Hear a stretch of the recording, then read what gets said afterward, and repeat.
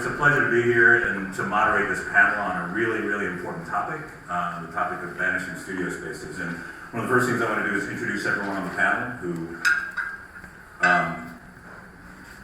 look at their bios, very distinguished careers and, great work as artists. On the far end is Rochelle Gardner-Roe. She's exhibited nationally, done private commissions, and she's been selected for public projects, grants, awards, and residencies, and she's represented by Weinberger Fine Art. Next is Suzie Aron, who is a developer with Aron Real Estate. She's past president of the Crossroads Community Association and is on Kansas City's Business Journal's The List of 100 Most Powerful People in Kansas City. Let's have the intro. Next, Botana is in commercial real estate with Newmark Grubb Zimmer. He's produced films with combined budgets over $30 million, and he's the former board member of AMC Theater's KC FilmFest. So that was like Robert Downey Jr.'s salary on Iron Man, right? Pick that one. Yeah.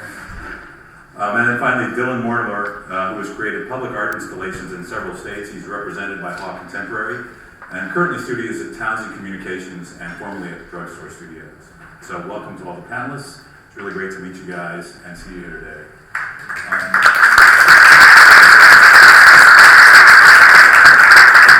So Kansas City has a very thriving art community. I was reading some things about it, and I didn't know that there was a study done by CityLab, which is an urban planning website and organization. And Kansas City is actually number 10 on the list of top 10 cities with employed artists. So I thought that was really interesting, considering the top cities on that list were cities like Los Angeles, New York, and much bigger cities in most cases. Austin, Texas, I think, was also up there. And so by that measure, and obviously many others, there's a really vibrant arts community here. And there's been a tremendous amount of economic redevelopment in Kansas City. And you just have to look around downtown and at Crossroads and see all the empty lots that are no longer empty, that have things going up on them.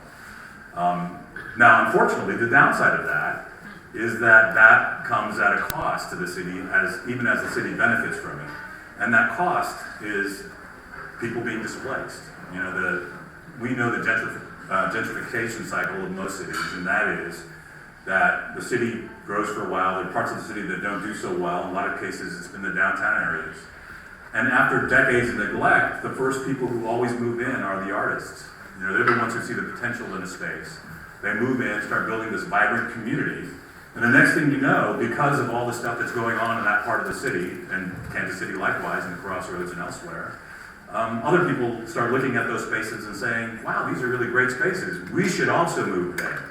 And before you know it, the artists who made that community, who made that part of town really great, start getting displaced. And it's not just Kansas City, it's every city. In fact, it was interesting, I was reading up, and like I said, there was this story in the New York Times just a few months ago, and it's entitled Artist Studios, How About the Living Room? Right? And so this migration's happening everywhere, but one of the things that we've touted in Kansas City has been that for artists, we're one of the top 10 cities with employed artists. We're more affordable than other cities.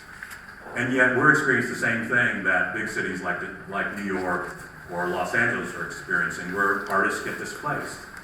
Locally, there have been places like the drugstore, a place in Midtown that became a hub for arts because there was a building that was available. Some nonprofit type organizations invested in it, a community was built, and the next thing you know, everyone's being displaced because, hey, that model just doesn't work anymore. So we're here to talk a little bit about both sides, hopefully both on the business side and the art side of, how do we make this thing work? These studios are vanishing. What can we do about this whole situation? So why don't we start, and I'll throw out the names I threw off, but I'll start out with this just kind of a general question. So what is it that kind of works in real estate today? And we've got co-working spaces that are really huge these days. We have Gerald from FlexPod, and he's obviously very familiar with that. What about artist studios? As many co-working spaces as we have, let's talk about first the business side of co-working and whether that's a model that works for artists. And let's then talk about the artist side of these shared spaces. And it doesn't matter who starts. Anyone want to jump in? Well, I want to introduce Bob Long back here. Bob. I came to him with this question, actually probably 15 years ago. Bob's with the EDC and Economic Development Council. And we went recognizing exactly what you said, that it was inevitable, like every other city. But was it inevitable? And we, with Bob's help, Kay Barnes was the mayor at the time, we put together an ordinance, which many of you probably already know about, maybe some of you don't, but it's called the Arts District PIDA. And it's the reason that we still have about 400 artists working in Crossroads today. We have about 200 artists in our community that have leases, and probably another 150 artists that come and work in the area. I mean, we all know that there's some artists that sit behind computers rather than maybe always standing at easels. But the reality is, we knew that we had to stabilize our rent in order to be able to keep our artists.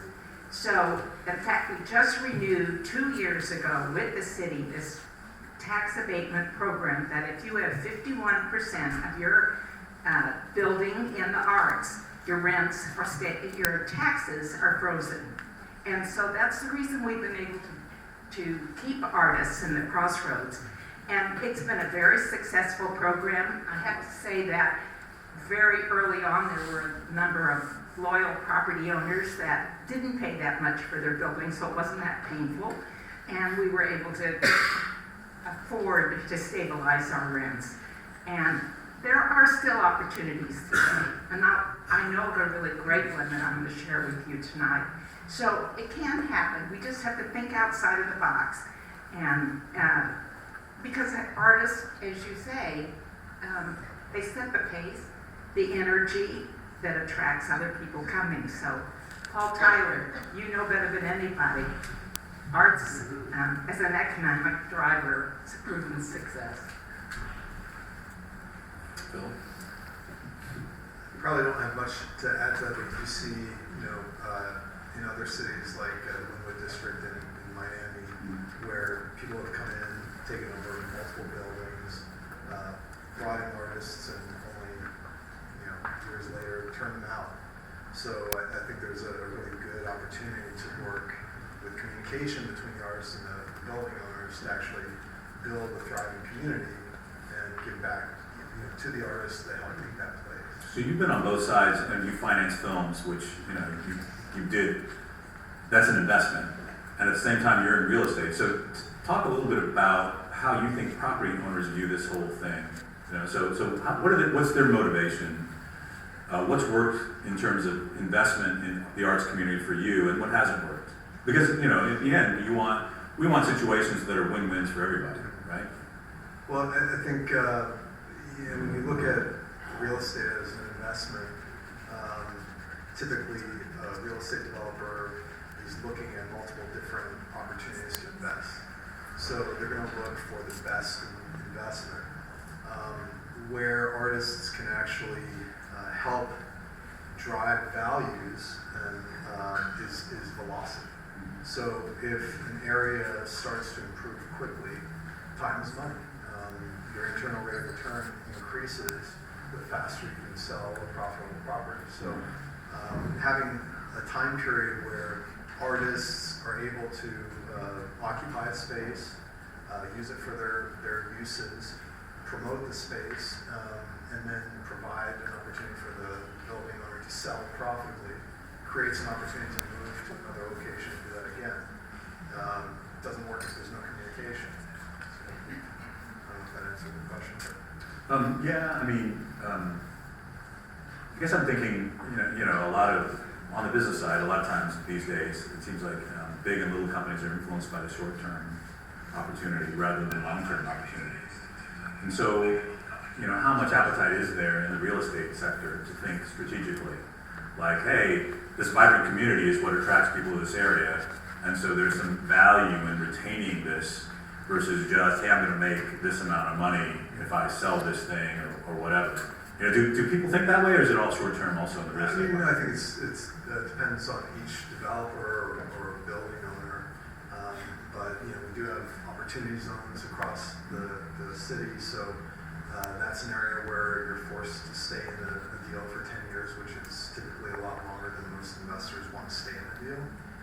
But there's a huge upside to them if they do, so that could stabilize. So I'll give you a real estate parallel. You know, we have these developments like Mission Farms now. The whole idea is you have this living area, and you can sell the living space, but everything is right there also. You have restaurants there, you have other things you can literally walk to. It seems like there's some desire to have a bunch of things in one area just to create, like you said, these vibrant communities. Because people not also think about like the arts community that way. Hey, like if I plop an apartment building down here and there's nothing literally to go to, then that's less desirable. If there are no arts, there are no galleries, that's less desirable. Is that not considered, or do people think that way at all? I think some do, and I think also case studies are important to developers. So if you don't have a case study, you have to develop it, and that's how you sell the next one. Yeah.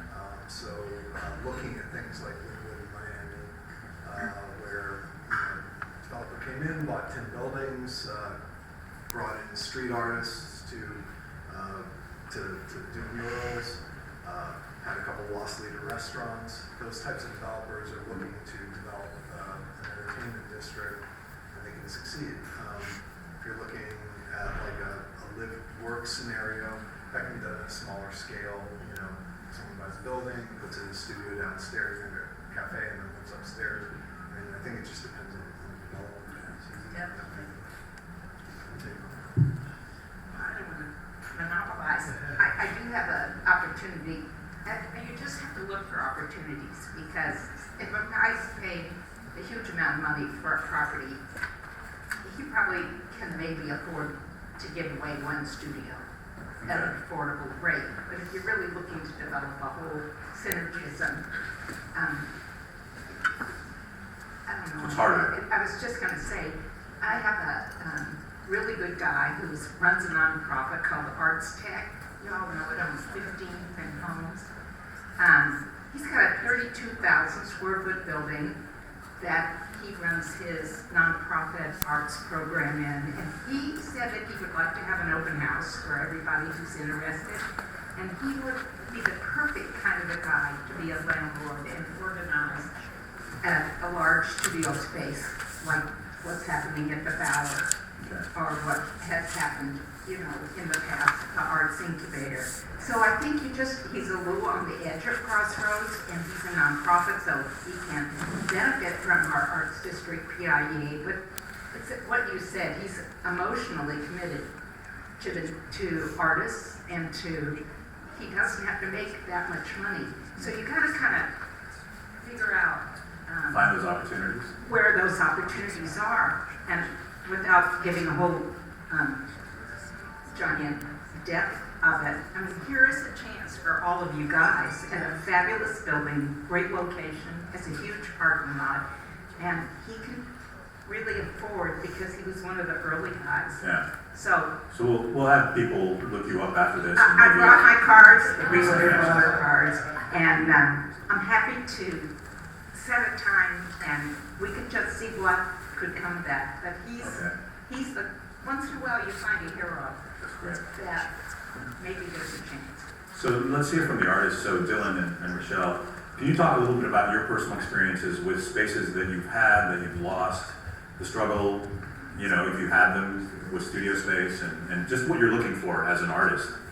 Right, have I had struggle with studio space? You have to think really hard. Right.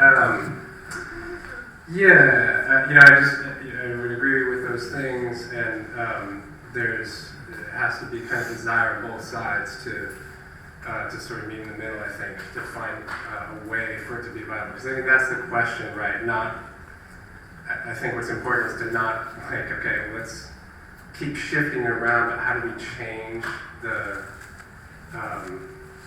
atmosphere of it? Like, and for Kansas City, how can it be a city that's not Yeah, it used to be, but now Kansas City, just everybody, you know what I mean? How can we do that? That's So, kind of the question. talk a little bit about what you need as an artist, because, you know, there was, Yeah. like, referring back to the story, the question that this story is really asking is, hey, can artists just, like, have a studio in their house? Can it just be a room in their And little, they can, small apartment? and they have. I mean, that's happened, you know, so there's always sort of that. But I think that that's I mean, as I've thought about it a lot, it's hard for me to envision a way of it really happening without artist ownership in some way, you know, like them buying in and being a part of that. But like stabilized rent was fantastic, and those things are, you know, That's look what at, we did. That's we right. showed every neighborhood and decided he'd go someplace. And Yeah. So I think that those are among the questions, like you know, what ways, what systems, what can you empower artists to, you know, to be a little more lasting in the game. So what did it take on the part of the drugstore to get that going? Maybe it would help talk a little bit about that, like you know, how did that happen? Because it sounds like there are two sides of it. You can either find a patron who wants to offer up space to artists, or artists can get together and kind of create their thing. And you guys sort of create your own thing. Well, the drugstore happened out of you know, there's a lot of spaces, a lot of businesses, but there, you know, I've been involved in my life in a lot of churches, and there's a lot of empty churches that would make fantastic studio spaces. So I'm kind of beating this drum all the time. And this thing came out not out of my initiative room, but they bought Redeemer Church bought the old Osco, the old Cat's drugstore building. So wanted to empower artists and wanted to be hands off. It was a great situation. So for 7 years, it was 27,000 square feet of artist studios. So we knew that probably wasn't going to last forever because of all everything we're talking about. And sure enough, forever ended. August 30th was the end of forever. So then everybody's kind of upset and understandably so. Though when they started actually looking at rent and options, they realized what an incredible gift that had been, to be there for. So talk a little bit about why it was great. Yeah. So I mean, it was essentially free studio space for 27 artists. So.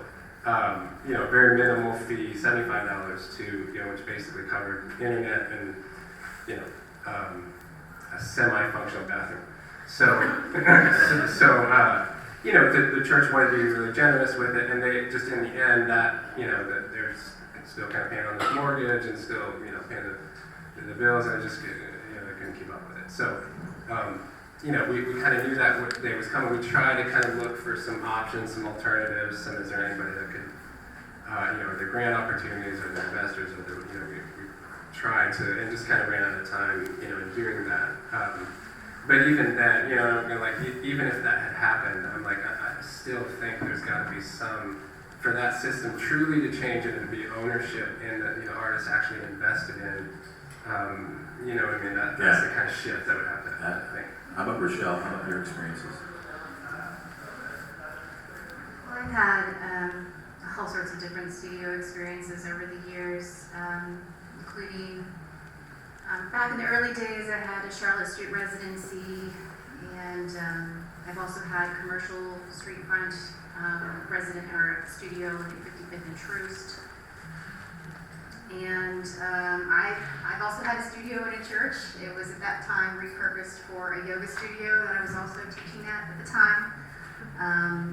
And for many years, the last several years, I've actually been working from home, which has pros and cons. I mean, I get to hang out with my cats all day, but then again, it's difficult to have curators and other visitors come into your space. And now, as of this week, I'm actually about to embark on a completely new studio situation, and I think it's kind of interesting because I haven't had this kind before, and it's very artist-driven. I'm going to be moving into a 4th floor down the West Bottoms in an old warehouse, and the situation is, I say artist-driven. It's a little bit of a self-starter, but I think maybe other artists might be able to do this. Essentially, one artist is renting the whole floor. They basically made an LLC, and it's literally, the LLC name is the name of the address and the floor number. And then that artist then she's basically a subletter from the whole building as a whole, and then that artist went and sublet to about 4 other of us. So, and we're all signing like, commercial leases, so, there is a sense of commitment, but, once I realized like what all it was coming together, I thought it was sort of really nice that, basically because we were coming together as a group, we were able to rent this space that as an individual would have been absolutely impossible. So that's just sort of where I have been and where I'm about to head in. I mean, I have the key and that's it. Like, but an experience like that, like right now, there's like no walls. Like that's one of the reasons why this is an affordable opportunity is that you have to have sort of like some self-starting and I mean, hey, but I did get a cordless drill for Christmas, so I'm ready to go. So, can you, so before you get to the mic, can you, whoever wants to, talk a little bit about the community aspect of being an artist? How important is that? If you had a space and it was just you in a space versus you got to share a space with other people who are artists, or maybe it's other businesses. What's the ideal working situation? Absolutely. That's one of the reasons I'm really happy I'm moving into a space with artists. For many, many years of my career, I've been very isolated. And it's one of the things that I haven't been very happy about. I mean, yeah, it's nice to work in your sweats all day and not pay attention to what you wear and whatnot. But there is a lot you can get out from the dialogue, the kind of studio experiences that I had back in my education, and as well as the Charlotte residency. So I'm happy to be able to move into that kind of scenario. Do you want to add anything to it, Phil? I would concur and say, yeah, it's really enriching. I mean, everything in life is like that. I mean, even when everybody needs their space and everybody needs personal time, and then there's introverts and extroverts, but kind of everybody needs community, whether it be their vocation and their spirituality and their art, and their creative one. And so it absolutely is necessary. And so when you're kind of by yourself, you kind of have to do that work of like getting some people, in the studio and all that. So when there's already an environment fostering, it just moves the whole thing a lot faster. Awesome. So I know we also want to take questions from the audience. Is this a good time to pause for that? Or you? Absolutely. All right. I need a microphone probably so we can hear people. Okay. I can do that. I don't really want to get that answer. So does anybody have questions for any of the panelists? You want to share some personal experience if you're an artist, or if you're a real estate developer, maybe share some insights on what it's like to be on that other side of developer versus artist. Sure. Not that there are sides, it's all. Well, I'm an artist and I've been in Kansas City for a long time. I'm also a property owner, and I wonder, especially to real estate people and artists, just like to hear a dialogue around, because there's some feeling from the artist side of things that they're just being used to flip buildings and raise real estate values, and they might as well be drywall or stop the paint on the wall. How can artists become empowered to own their spaces? I guess instead of like rent stability, that's like a different thing than actually investing in the property so that they see the benefits of their own efforts to revitalize an area. That's maybe I'll rephrase that, and Suzie and Phil, maybe you can answer this. Like, what would you like to see from artists that would be beneficial to you and you think would also be beneficial to them? Like if a bunch of artists got together and had a proposal for you, like what would make sense? What would you be really all for in terms of like a proposal or a way artists could approach getting their space?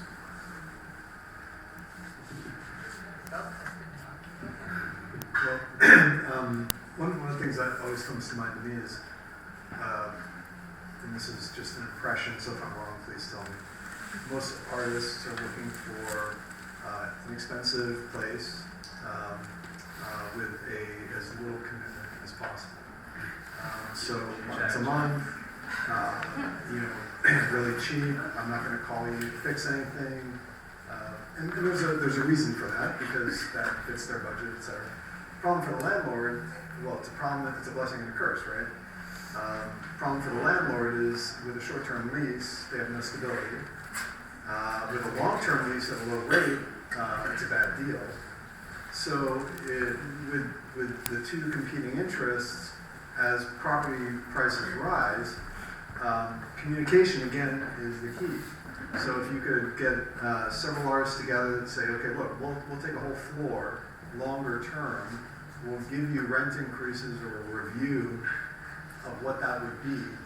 That might create some partnership as opposed to just you're on your side on my side. Just give me something. Right. Yeah. So that's one thing, and then then finding a way to, and I think I saw one of the preliminary questions was, can money accrue to the artist in some way when these buildings flip?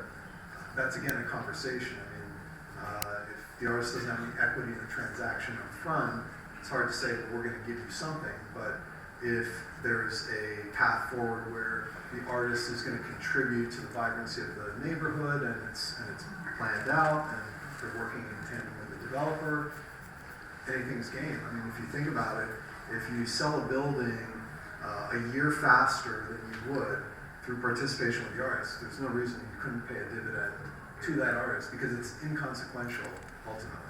1-2%, especially if it speeds up the transaction, it's a benefit.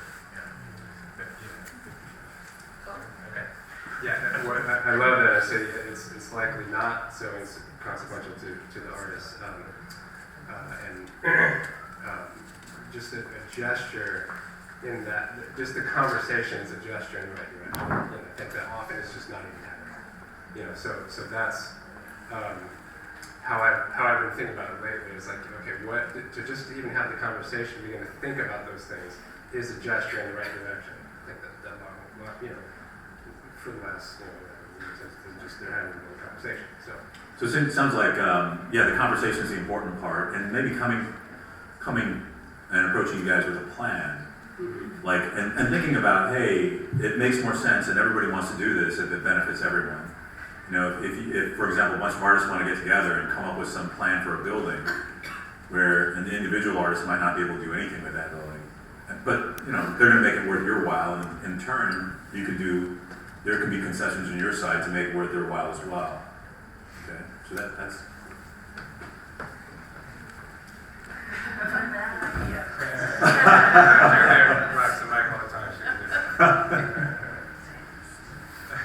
So from my point of view, this is never going to make sense from a transactional point of view, because art provides something to communities that has nothing to do with money, even though there are many ways in which art translates into money for communities. So there are lots of things that happen in the arts community that are about risk, and they're about trying to change, about vision for the future, that cannot be translated directly into dollars. And so there needs to be sort of a space that's exempt in a community from the market. And in a sense, that's what the PIEA in the Crossroads has attempted to do, but it is also something that's expiring. And it's a problem because artists can no longer buy into the Crossroads because everything has changed so much that it's no longer a porous system. So the question is, how are plans made to keep artists in place over time? And if it's not the same artists, to keep the arts community in place over time. I don't know if there's anyone in this room from Englewood right now. Is there anyone here? Well, I know that in Englewood right now there is a plan afoot. I don't know exactly how it's going, but there are plans to enable artists to become permanent in the community by giving them opportunities to buy property. And they've already put in place zoning overlays that allow artists to do things like build studios in the backyard or create food at their homes, sell art from their homes, do things that artists need to do to survive. So there's forward-thinking planning about how artists can stay in communities even if it's not exactly the same person, there's a place for artists to remain in the community. And that requires this shift from how do artists make us money into what do artists contribute to our culture and our society and our city. Yes, sir. Yeah, I think that's a really interesting point because, you know, that a lot of times on the business side, people tend to just look at the numbers, right? But the truth is, like, why do people travel? You do travel to go to a place that's exactly like the place you left. You travel someplace and you want to visit a place because it offers unique opportunities and experiences that you wouldn't have gotten someplace else. And from an arts perspective, I can say, hey, the arts experience in a city is a thing that's unique about the city. Everything from, you know, which museums are here versus which museums aren't here, to which artists are here, and what's something to be viewed versus not viewed, right? So that's kind of counter to that total financial thing. But there's also kind of the middle ground, right? Because in some ways then, acknowledging the cultural advantage is a little bit like the old patron system. You know, it's like where somebody just recognizes that there's value in this and they're willing to contribute some of their resources to make sure that it happens. Right, so, I don't know, I mean, that's just maybe a more statement. Well, can I Yeah. comment on that? And then, In terms of ideas about keeping artists in the community, and maybe keeping them even in areas that have been redeveloped where businesses already are, I think there could maybe be potential for like a nonprofit to take on and sort of meld a couple of different programs that benefit artists in the city right now. I'm thinking of sort of melding, you know, what if we took aspects of the Arts Casey Now Showing program, aspects of the Charlotte Street Foundation for Charlotte Street Residency and Studios Inc. Residency. And probably everybody in here knows what all those different things are, but just in case you don't. Arts Casey Now Showing, businesses pay in. Arts Casey keeps a roster of artists and place artists in that business. Charlotte Street Residency, 1, possibly 2-year residencies, there's some sort of community involvement expectation as part of being that residency.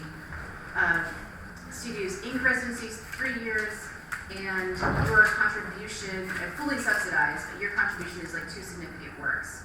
So what if there was a studio, basically a business, like Arts Casey's Now Showing program, but it's businesses. Businesses pay in, and there's a roster of artists, and then they have an artist studio in that space. And then what in terms that the artist could give back, like say, and this doesn't even necessarily have to be just visual arts, like say you're a writer and a business like a bookshop or a marketing or advertising firm gave you a certain amount of space, and let's say your contribution was hosting and curating a monthly book club or doing performance readings for those employees only. It kind of would depend on like what does the business want out of it, what are their goals? Do they want client interaction? Do they want to draw interesting clientele that can interact with the artist? Do they want employee enrichment to create a more interesting culture? I think there's a possibility for a nonprofit to put together something like that. In terms of like keeping a way of keeping artists in maybe a non-traditional sense. You don't have this like all locked-in studio where you're all by yourself and it's your own little domain. That's maybe a possibility.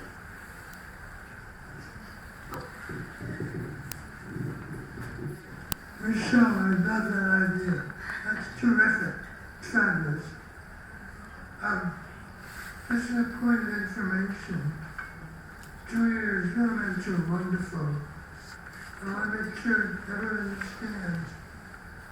The PIA Crossroads tax abatement program was extended by City Council. It's not going away.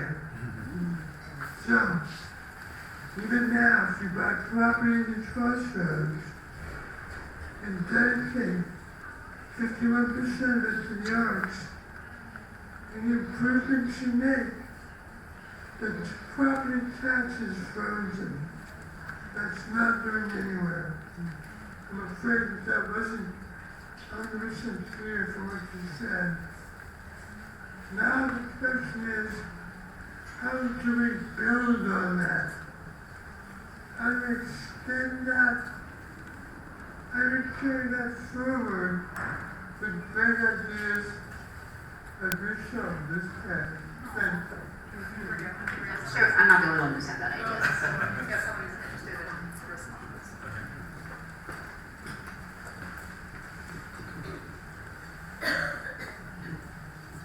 Yeah, hi there, James Martin. So, back in 2017, I wrote a piece for KC Studio about a project that Pat Jordan was involved with the Gym Theater called the Art House. The idea behind it was that there are 12,000 vacant homes throughout Kansas City. They acquired a home and then had, I'm going to say, a general contractor or somebody on their board that was a general contractor do quite a bit of work on the home to bring it up to code, get it livable, etc. There was another article recently, which I cannot find unfortunately, but I remember reading it recently that the home is now occupied by an artist. Okay. Well, so I guess I would say one might turn to Pat Jordan for more information on what her program's doing and how's it working, and could be another model for sustainable live workspace for artists. Yeah, I can add. Sorry.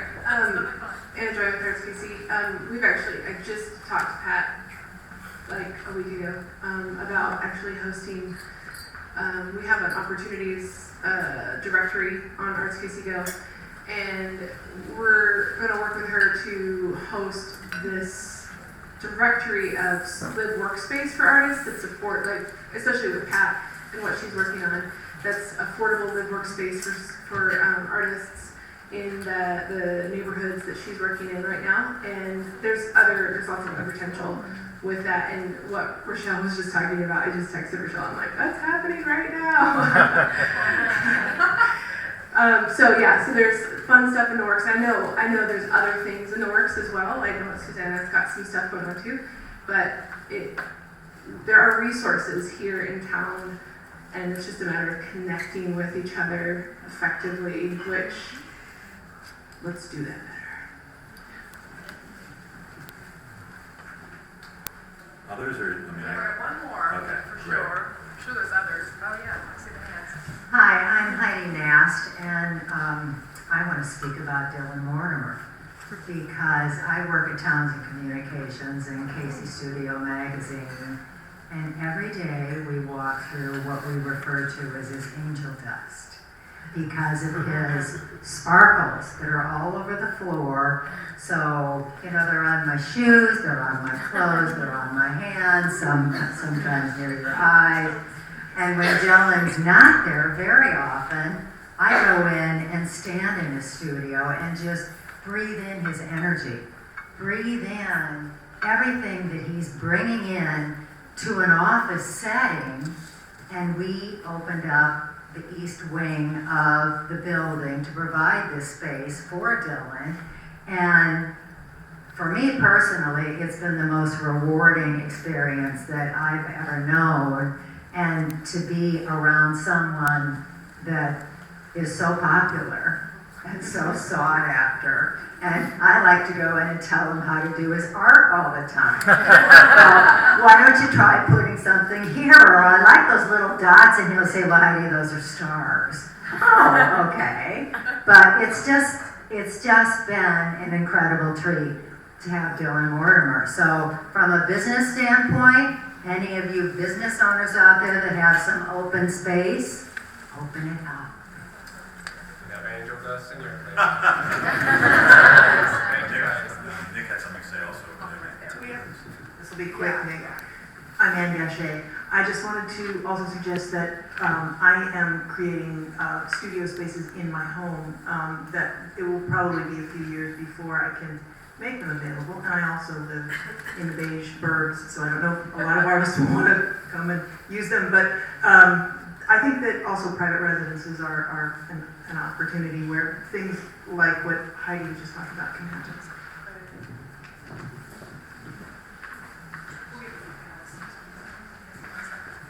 I'm sorry we only have one microphone tonight, but that's just the way it is. Hi, I'm Nick Vidros. I'm a longtime photographer in Kansas City. Kind of what I want to say, because I go way back. I started in the Crossroads in 1977, before it was the Crossroads. And I heard about a space of a palm reader on Main Street. And it's where the Gown Gallery is now, right across from Michael Smith's restaurant. And I always had optimism. I was born with a genetic disease called optimism. And I always thought, well, if you're creative, you need to think outside the box. And I was told early on that if you become a stained glass photographer, you're not going to have a very big market.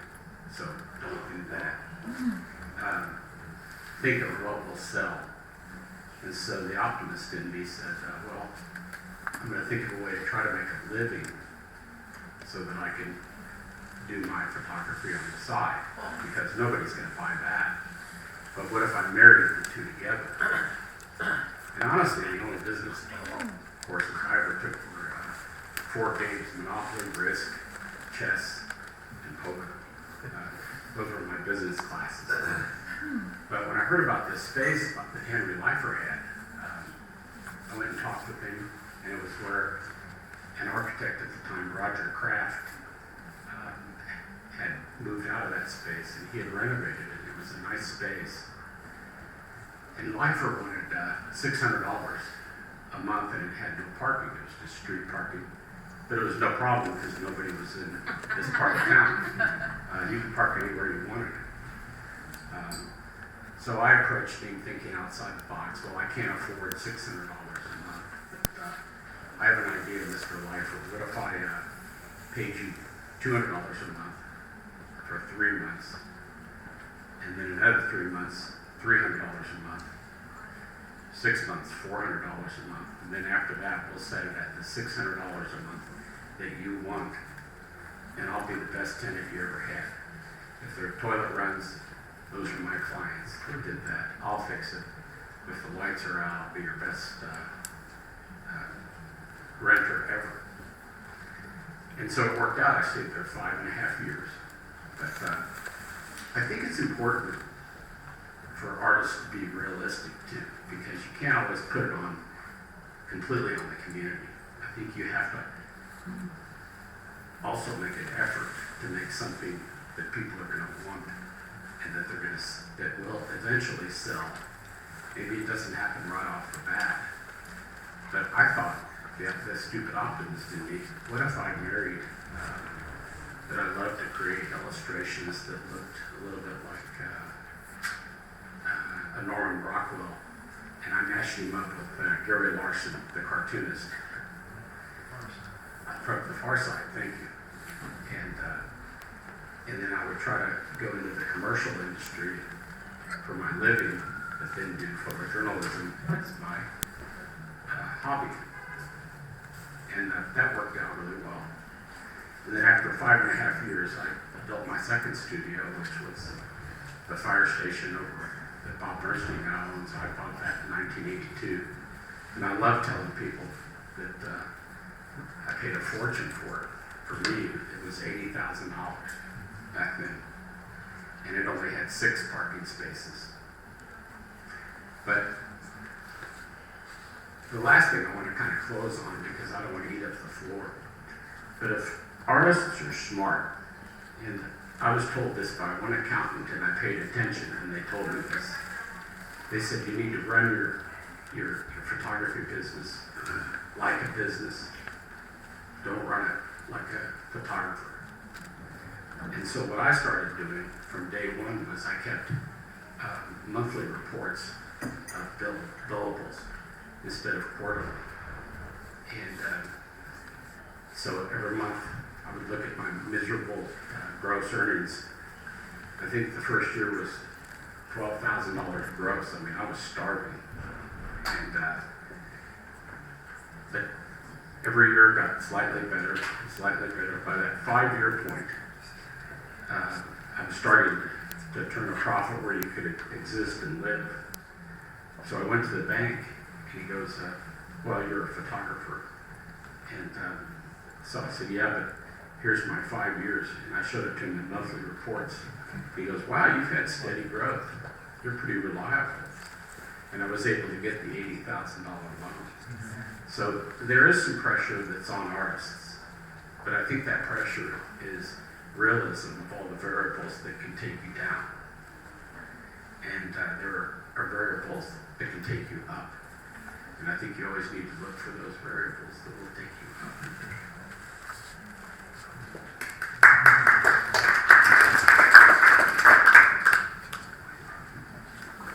This is the thing I really don't want to do, is talk to you all. But I am Bob Long, I'm with the Economic Development Corporation, and when you hear about TIF and tax abatement, I'm one of those guys.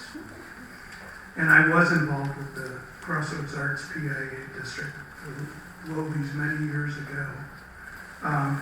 And right now, we are literally in the process of creating an urban renewal area at 14th and Agnes, which is in that little area that's stuck between Truman Road and I-70.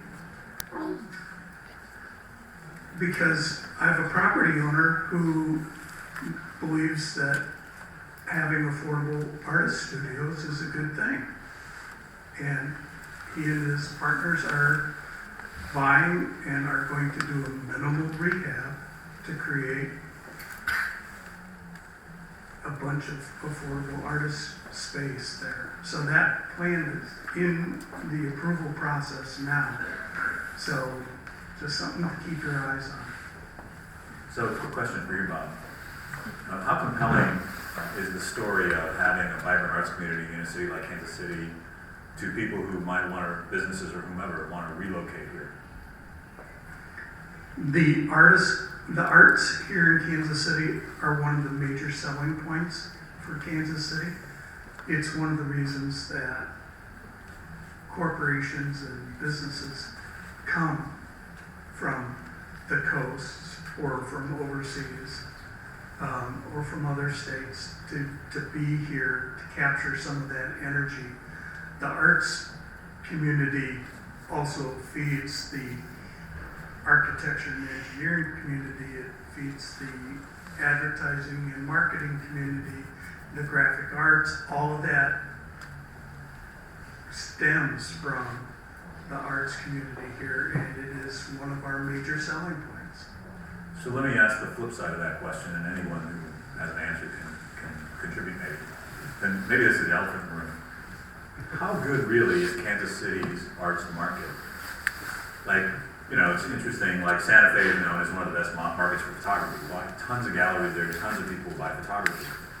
I was also interested, kind of a random fact, to learn that the average income of an artist that is, you know, doing okay is $57,000.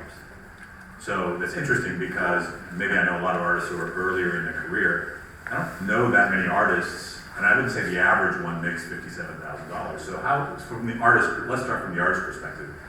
How good is the arts market here? And then I know there are also some business people here who have galleries in their buildings and sell art, and maybe we can take a look at that side of it also. You guys want to start? I think that's going to vary artist to artist, and depending on whether you have representation. On the private side of things, I think it's always hard getting into collections. One thing that I think is really good is the number of like public art opportunities, especially temporary public art opportunities. I mean, Aron and the Leaf Foundation, we put out paid opportunities every single year. And there are other other sort of annual decommissions like the Arts Casey Luncheon Award. So I mean, I don't know how that compares to other cities, but I've always thought it was pretty good to have those opportunities here. So just a clarification, so one of the things that people said, artists said was really compelling about, say, living in New York and in LA, the thing I read was that artists felt like there was a career path there. And so your career path was you'd start off as an unknown, maybe a gallery that not as many people knew would pick you up, but you would sell stuff. And as a result of that, other galleries would pick you up. And then another bigger gallery would pick you up. And then maybe a museum that everyone buys from would show your stuff. And then you'd be made, your future was assured. So maybe inject into your answer, does that exist here? I would say a little bit on most other cities, and in terms of quality of the market here, okay, but quality of community here, renowned. Am I preaching? It's really, really special here, and to Julia's point, you do have to separate those things.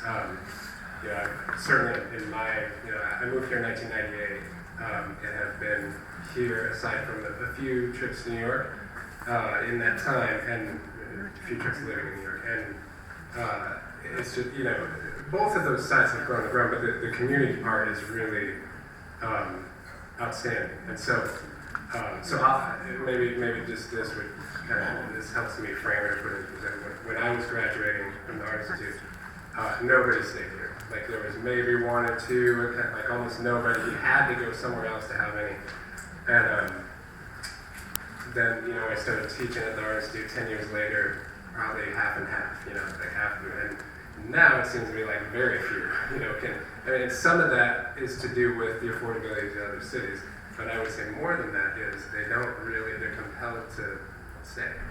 There's enough here to, both in terms of opportunities, slowly growing market, and but more kind of the space and room to breathe to be able to create, that a lot of other cities just, that's really close tightly. So that would be my take. Do you concur? Not there.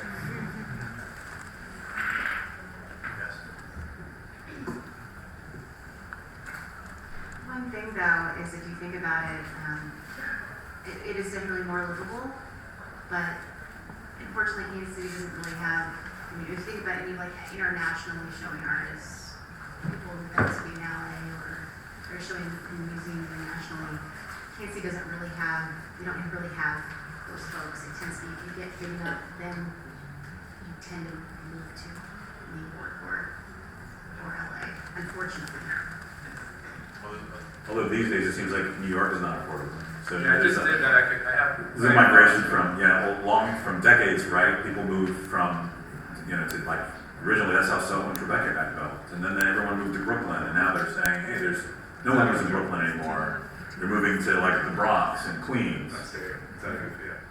It's really impressive financially. So I feel that gives us here a tremendous opportunity to think about these very issues, to how do we not just flip sort of the tide that we've seen in so many other cities. There's it doesn't, those kind of things don't happen quite as quickly, though they are happening, and they are happening quickly, but not as quickly as a city, New York, San Francisco. So there's space to kind of experiment and find some new solutions to empower artists in a different way and support businesses and communities that totally agree with that. So, and I don't know, Phil, if you or Suzie had this experience, but I know there are places like London Financial, for example, and their whole building is a gallery. So how about the perspective of people who maybe have real estate or develop real estate? And is there an opportunity there where you're using the art as also another stream of revenue, potentially, unrelated to the real estate business or your primary business? It's hard to make anything meet a whole bunch of needs. I think you have to really think in terms of lots of options rather than one option. And if you find, like Dave Sullivan at Arts Tech, a patron who has a building already that, and who's sympathetic to what you need, that's one kind of thing. Like what you found, which was somebody who had some stability that could offer a master lease and underwrite at the floor and then find 4 people to sublease. So there's lots of options. I think Nick's right. If you feel positive about it, and we have organizations sponsoring a program like tonight, then we'll put together 2 or 3 different opportunities, and you learn the business of how to do it. I think we were extraordinarily lucky in the Crossroads, and that we had a bank that was willing to take a risk and give artists loans, and that was unheard of. An artist getting a loan. I mean, look at all those years where if you were a smart business person, it was kind of embarrassing. That was kind of anti-art. I mean, that was ridiculous. So we have had organizations that are really teaching artists how to be accountable, how to, like Nick said, understand your business and document it, so that if you do have a chance to buy into a co-op or find somebody who, there is a tool called a contract for deed, where you agree to pay rent long enough so that the owner of the property is essentially financing it, and at the end of your lease term, you've paid it off and you get the building. I mean, they're all, it works for hamburger places, why can't it work for others? So how about things like that, on the real estate side? So obviously EDC is interested in bringing people here and then use the cultural aspect as a way to attract businesses. But is it possible on the real estate side to create a package where you say, hey, if 20 artists want to get together, this is kind of a package deal where you could use this plan that we put together. Maybe it comes with some tax abatements, since we know businesses, other types of businesses get those kinds of things. This is workable, and this would benefit me, and I could also do this for you. Is that an opportunity? Well, they call it a condo. It exists. These tools exist. I think maybe the disconnect sometimes is, and I work with tons of photographers, and ASMP is an organization that we started here. I was president of, and we spent a lot of time educating photographers on the business side, because it's amazing how many people have gone to school and don't understand that. I think there's still a gap, though. I think there's still a lot of people who are very creative and are really good on that side of it, but they would never know that those other tools exist, that they would never know that they could come to you and talk to you about an opportunity, right? Unless it was already packaged and you said, hey, this is it.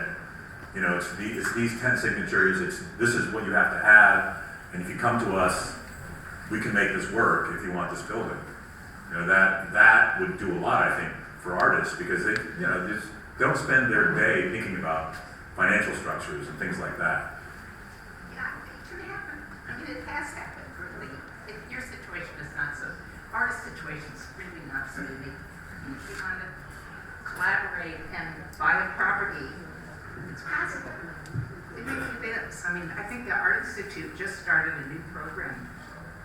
Either this year, it's going to start, about the business of arts. And Creative Capital's been around for 30 years, haven't they? I mean, that group comes and talks about teaching you how to be a small business person. I mean, your production, your sales, your marketing, your everything. It really is no different than any other product. Is artistry still around? Yeah. Yeah. So I don't want to put Jared on the spot, but he. Okay. Just on speaking on organizations, I wonder what it would take for the Nelson Atkins or the Kemper Museum to have like a resident artist, like something like the Lawrence Art Center has. I don't know if there's any possibility of putting pressure on organizations already existing that have a high profile and could put someone in there that would have value to the community. This is a tough job if anyone wants to pick it. Hi, I'm Chris Dahlquist, longtime artist in Kansas City and property owner in Columbus Park. My husband and I have recently just bought another building to make into studio spaces in Columbus Park. But one of the things that we're coming up against, and I think I'll use this opportunity when we have real estate folks or city folks in the room, is that knowing the path, even after purchasing the building, it's not straightforward through codes and policy. to make studio space. So that's another opportunity for real estate professionals, city professionals to help artists. Because I wholeheartedly agree with what Dylan's saying or what Julia's saying, that ownership is the way for artists to not continue to be bounced around town. So we're looking at an ownership model like the women in real estate development have, where they're collectively purchasing a building, not for their own use, but so that they can be equity owners in the neighborhoods that they're improving. But some help through the city, maybe it's some mentoring opportunities, because the city doesn't know how to help us either, right? We're coming up against, fortunately, we've been around town long enough that we've got some folks like Dana Gibson that are mentoring us. We've got a banker that's mentoring us through that side. But short of that, there's no way we could see this to completion. So someone without the connections, I don't know how they would manage to do it. So that's interesting also, because in New York, some artists started a thing called the Listing Project. It was literally a newsletter that would go out that would tell people where affordable studio spaces were. And it was modeled on what Media Bistro became, which was a marketing person who started a mailing list on where marketing positions were. And that got so huge that the woman who started that turned it into a business, and she sold it for a ton of money, honestly. So there is the opportunity, I think, for artists to be empowered. And so, is there time for me to have Gerald contribute? I'm not going to put you on the spot, but I know that you've done a ton of development around town. You've, I think are putting, I understand, putting studio space in your building in Westport. I've shot there many times, and co-working space is huge. And there's more and more studio space. John is also in that space. So talk a little bit about what that looks like from your perspective. Sure. So 5 years ago, when we started FlexPod, we made a long list of the different organizations and sectors that might take advantage of the co-working model, and artists were on that list. What we've learned in the last year is we thought that artists needed to discover co-working, and what we've learned is that co-working needs to discover artists. And thankfully, we've come in contact with Gilded now and are working on some ideas, and frankly, we often say, we're in the business of community and space. So we're not going to be in the business of art, but we're going to partner with those organizations that are. We have 250,000 square feet in Kansas City at 5 locations, from Johnson County, Westport, Crossroads, River Market. And just in the last few months, we have just made a commitment to figure this out. I agree with what everyone is saying about ownership and about the business side of art. I would highly recommend and reinforce the fact that there's a future there, but where do we start? And where do new artists start? And I think co-working is a great opportunity if we will make the types of spaces that are needed available. And one other thing, we often say amongst the staff that we're secretly in the business of eliminating loneliness and distraction. And what we mean by that is when you're in a co-working environment, you're coming into contact with a lot of different people in a lot of different sectors. And I think that's the highest value. And when it comes to art, the thing that excites me the most is we just looked at some data that in the last year, 2019, we had over 80,000 attendees attend events at our event spaces at all of our locations. So my mind is like, artists need places to work, but they need exposure as well. And a lot of those attendees, quite frankly, aren't going to make it to a gallery somewhere.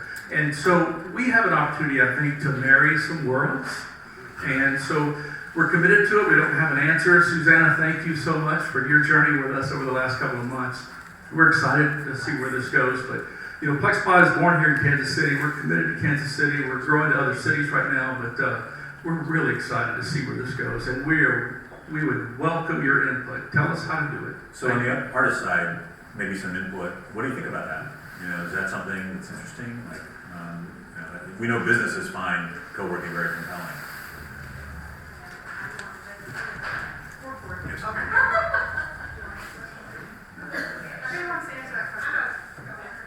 Over here. So I have a studio. I've been working at the FlexPod. There we go. There's Amy. Yep. I was at the drugstore, and then I left, and then have been at FlexPod, and I'm leaving the FlexPod because and do not serve the interest right now, I think you could.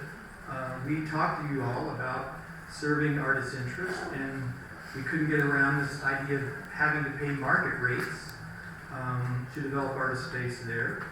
I would still like to continue to have that conversation. I think there's plenty of opportunities to do that, but I would suggest that if you want to have artist space, you need to bring artists in there and have them talk about what their needs are, because right now you are not serving the needs of artists.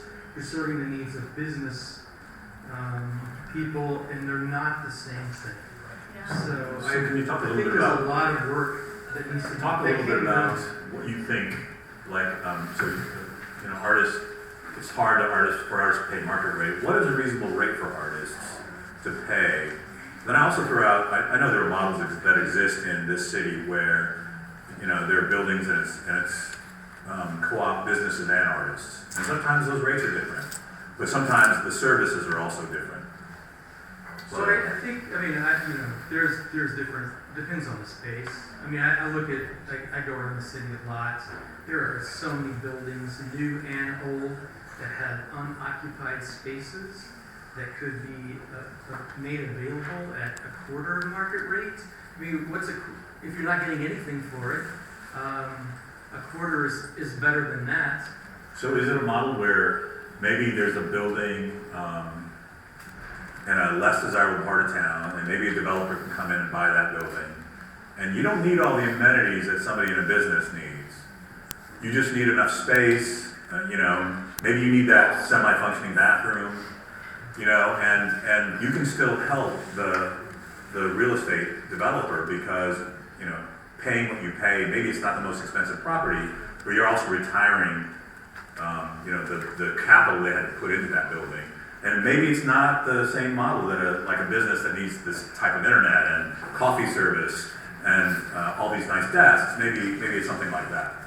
There is a program in Wichita that basically is that it sort of collectivizes vacant storefront places, and then the nonprofit that's in charge of it, they contact the different property owners and place artists in there.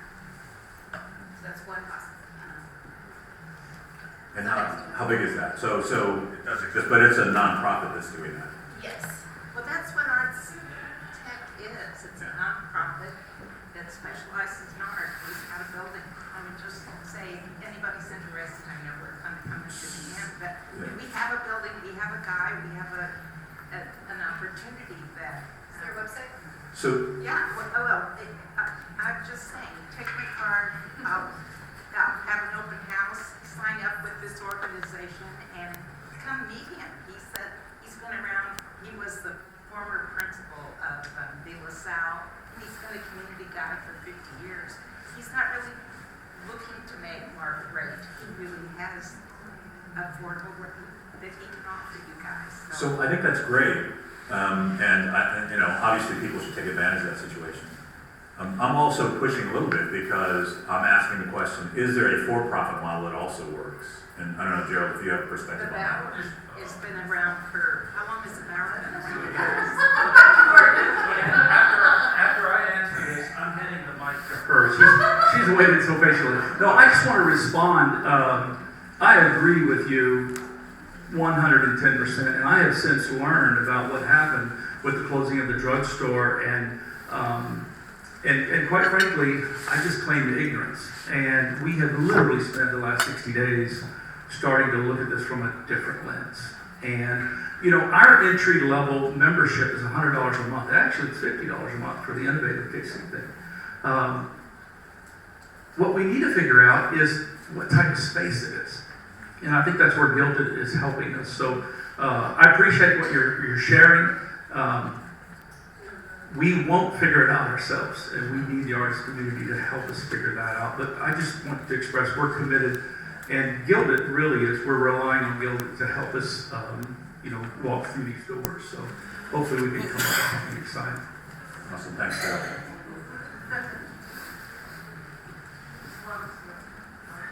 I'll introduce myself. My name is Courtney Lawson, and I'm the Executive Director at Studios Inc., and we provide studio space to artists. We have a very specific mission, but I think my background goes further into this subject. I'm related, or I say I'm related because I feel like family to the Leedys and Jim Leedy, who bought that space back in the early 80s. Back when the Crossroads was an unattractive place to be. And what I've heard continually as I've listened to this discussion and as we toss around this topic is opportunity. One thing that I don't think we're acknowledging is there's a sense of entitlement from the artist side. That we've been here, we deserve it, we need it.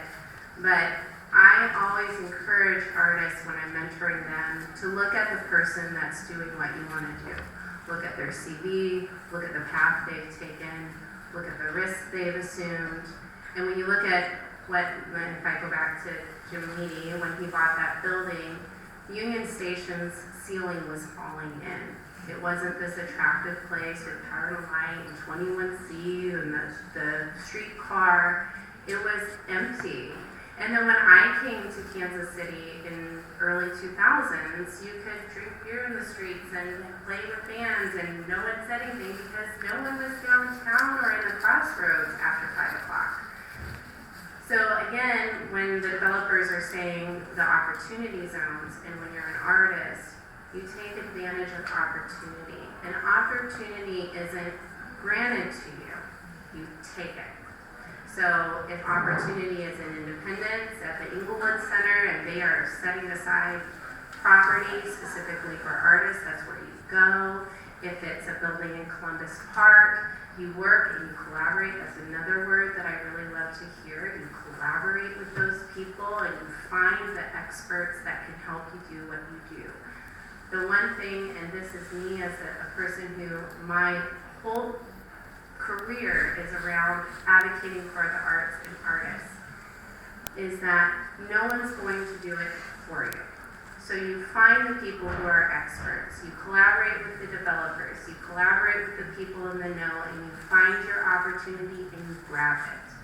I think for me in this position and what I was doing and when I'm listening, when I get frustrated with this conversation, is when someone expects it to be just given to them. Because when I mentor students at the Art Institute, I talk about money. You are worth something, your art is worth something, and if you're not already thinking about how you're going to make a living, what are you doing investing in this thing we call art? You are paying tuition, you're already in this business, and if you're not thinking of this as a business, you're approaching it wrong. And I've had conversations before about I do not accept when people treat artists as a charity. Artists are an asset to a community, and we all know that. You know that. You want artists there. People collect art. Kansas City has a strong art market. It has a viable art market. I know that because I was involved in commercial sales, and I could sell $5,000 paintings on a day. I could sell a $70,000 painting here in Kansas City. So my challenge to artists when we're on this topic is look at the opportunities that are in front of you and how you can engage them. And if you feel like you're being squeezed out of an area, this area might not be where you are. Artists make areas cool. Like the Crossroads are cool because we made it cool. We can make Independence, Missouri cool. We can make Salina, Kansas or Missouri cool. We can make it cool. We do that. So what I don't like to hear is us giving our power away and speaking from a position of how do we have this person give us this? And instead, advocate, I choose and challenge each and every one of the artists here looking for an opportunity to say, find the opportunity and go after it. And remember, you'll probably go after maybe 4, 5, 10 opportunities. You might not get everyone, but you might get one.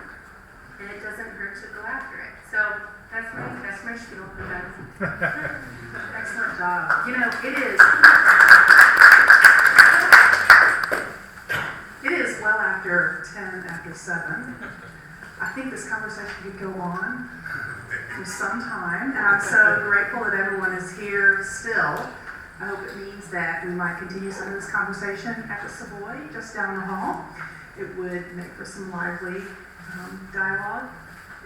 I also want to thank our panelists here today. They've done a terrific job. If we could give them a quick hand.